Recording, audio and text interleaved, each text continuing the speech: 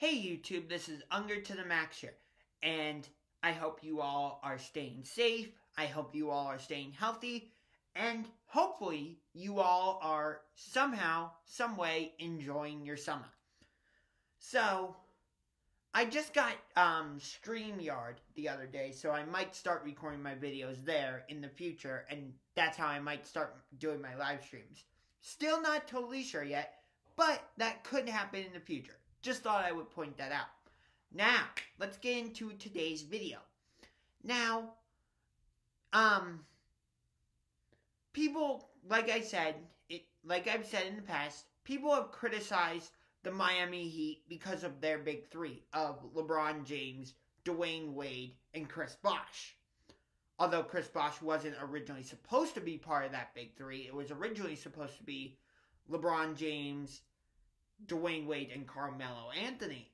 But what happened is LeBron and Dwayne Wade became free agents in 2010, and so they were allowed to sign with Miami, whereas Carmelo Anthony stayed an extra year with the Knicks. So it ended up being LeBron, Dwayne Wade, and Chris Bosh. But they won 2 championships in 4 years, so I would say it worked out for them pretty well. Which, interestingly, and I think I mentioned this in my last video, all 4 of Miami's opponents during that run from 2011 to 2014 were from the Texas-Oklahoma region. Think about it. In 2011, who did Miami play? The Dallas Mavericks. And Dallas beat them in 6 games to capture their first and only NBA championship, at least to this point.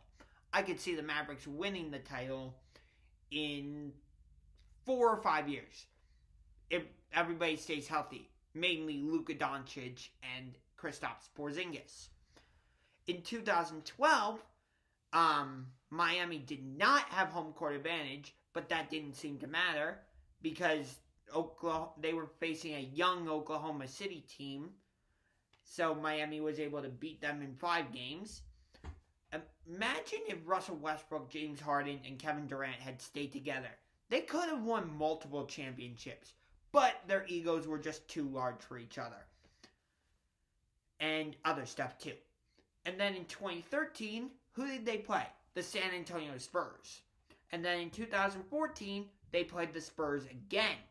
The only team from that area, the Texas-Oklahoma area, that they did not play in their 4 years was the Houston Rockets. Go figure. The Rockets weren't very good during that time because James Harden was still with Oklahoma City. Anyway, that's not my main point of the video. So, like I said, people criticized Miami for because of their big three.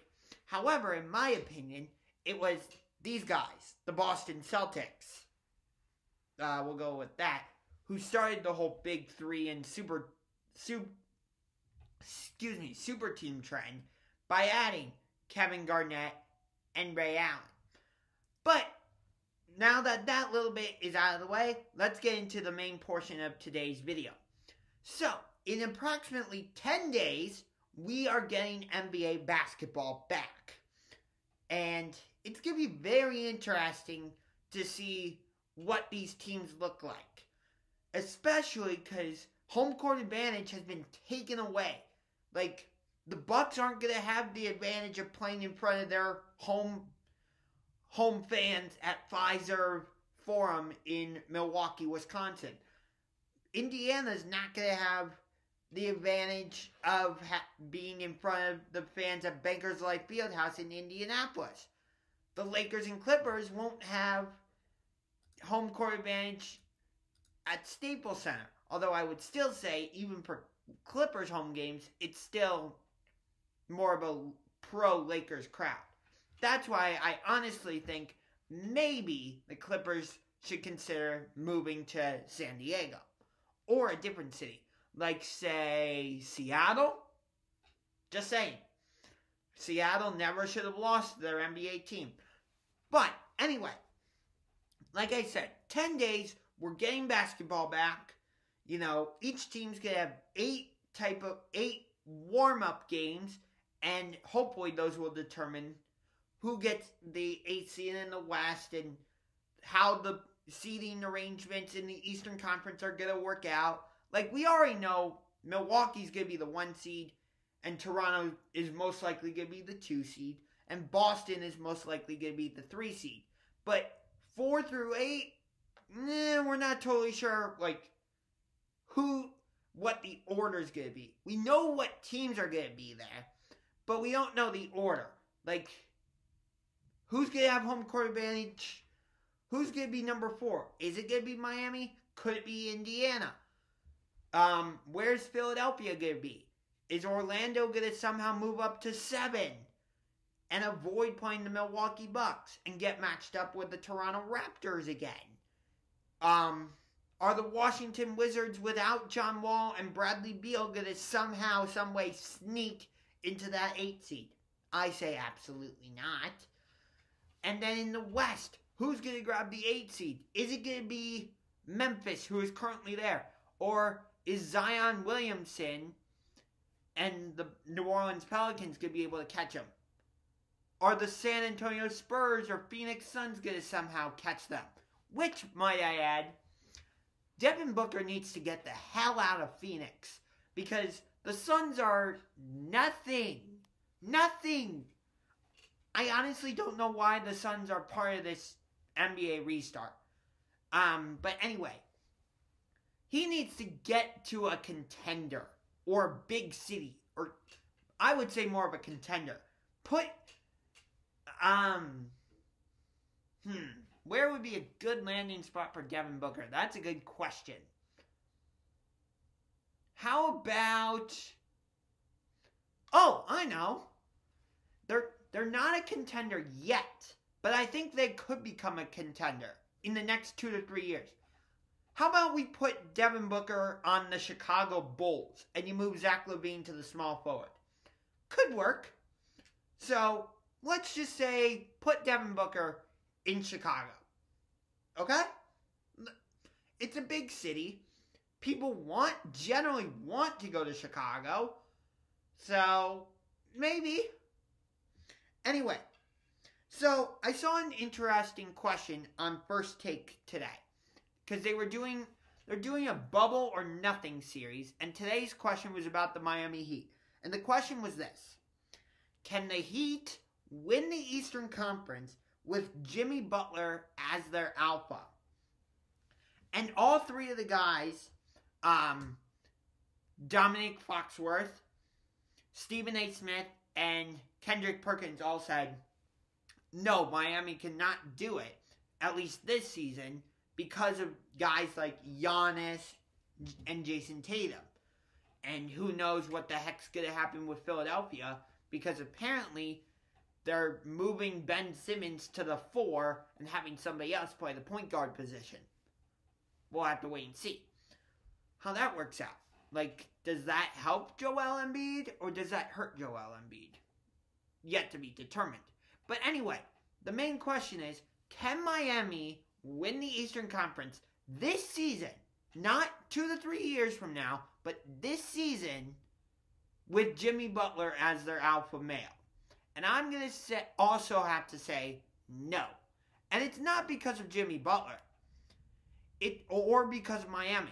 It's because of guys like Giannis with the Milwaukee Bucks, Pascal Siakam for the Raptors, and Jason Tatum for the Boston Celtics.